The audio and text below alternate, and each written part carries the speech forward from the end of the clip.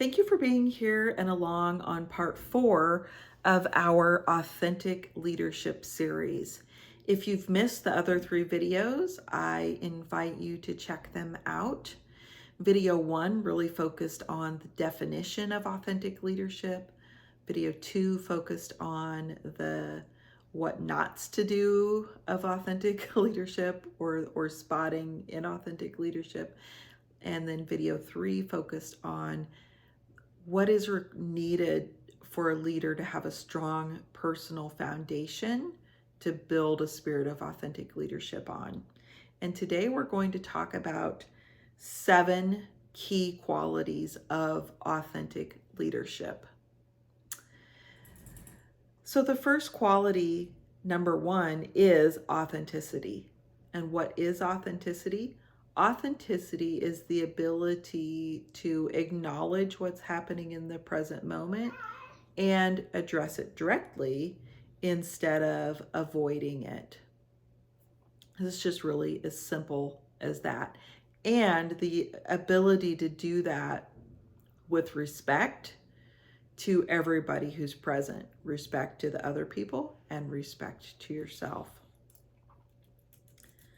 Vision. An authentic leader needs to be able to hold a vision of where they're leading. So whether you are leading an organization of 500, a team of 5, or you're leading your family,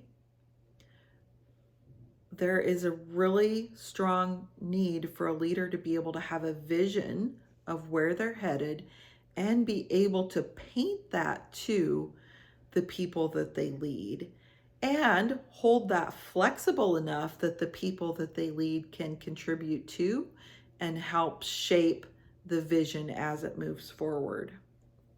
Number 3 quality is values. It's very important that an authentic leader leads from a strong set of values.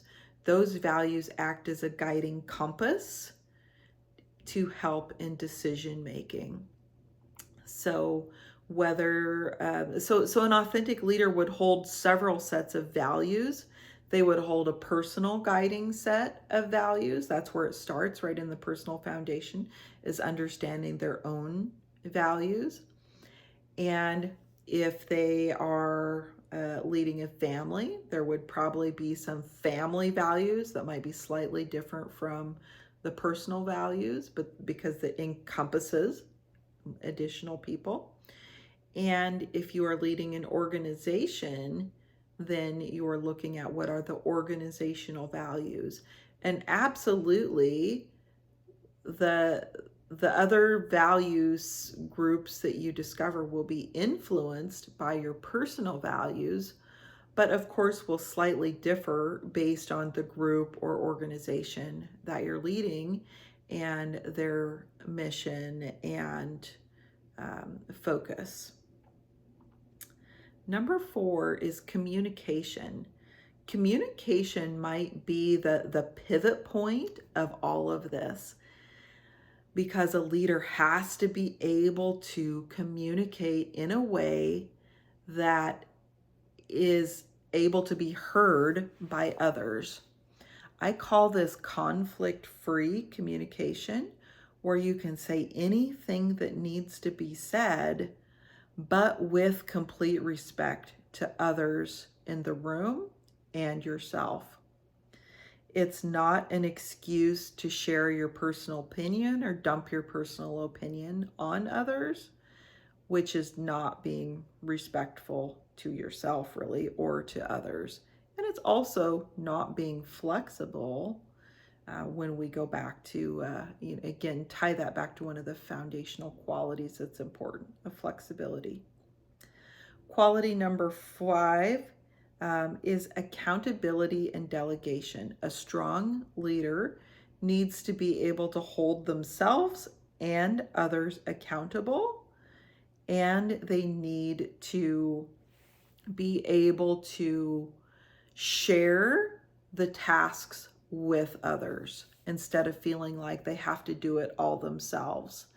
So in spotting the opposite of this, if we're tolerating too many things and trying to do too many things ourselves, that is an out of balance form of leadership. And authentic leadership brings that into balance by helping us to be accountable for ourselves and others, and sharing the load where we're becoming interdependent instead of independent.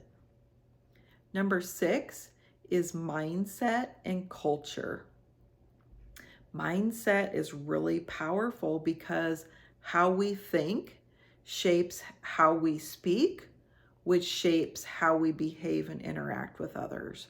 So being able to have the key quality in our personal foundation of understanding our mindset, or that positive intelligence piece of how much our mindset is working for us or against us, is really a key quality. And that will shape the culture of a family and an organization. So the culture is kind of the unwritten rules that we adapt and adopt about how we interact with each other. And so that's very key, to set a culture of respect, a culture of trust, and that allows us to interact in very genuine ways with each other. And then key number 7 is balance. It's really key for a leader to keep in balance while they're in the mode of leading.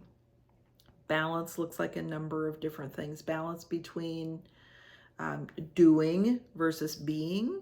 So leaders, authentic leaders, understand there are times to push forward and get tasks and things done.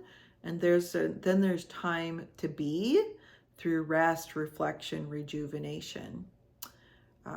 Balance also is in the form of analytical thinking versus creative thinking. And when someone becomes overly focused on one way of thinking, they're losing out on 50% of the power that they have. So understanding that we need a balance of creative versus analytical thinking is really powerful. In mindset, balance looks like understanding how much of the time is our thought process sabotaging ourselves, and how much of it is coming from our kind of sage inner wisdom that balances out that. Those are just some examples of how balance shows up. In a family, it can be the balance between a parent thinking they have to do everything for the kids and teaching the kids how to be contributing members of the household.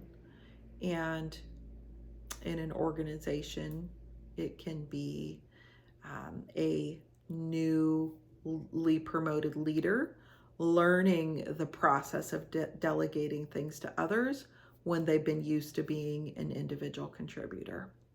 Okay, that's it for the 7 qualities that are important in authentic leadership. They're not the only qualities, right? They're just 7 of the key qualities. And thank you for being along today. I'm Vicki Haddock, authentic leadership coach and author, and I'm glad that you've been here for this series. Take care, and I'll see you soon.